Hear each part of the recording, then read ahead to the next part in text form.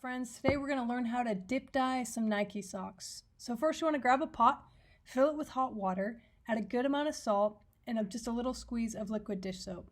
Those two things will help the dye adhere better to the socks.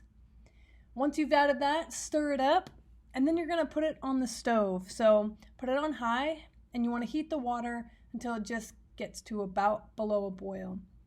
Then you want to pick your dye, put it in, mix it up.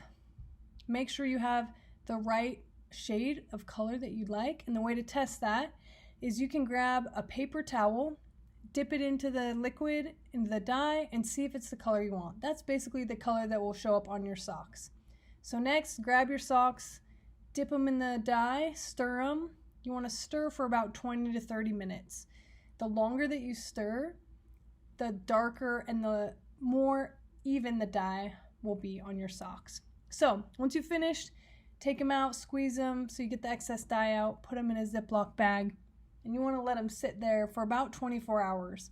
You can do less than that, but 24 hours usually gets them to be super dark, or bright, I guess. Rinse your socks in hot water after that, squeeze it out, make sure the water that's coming out is clear. Then you know you've rinsed out all your dye.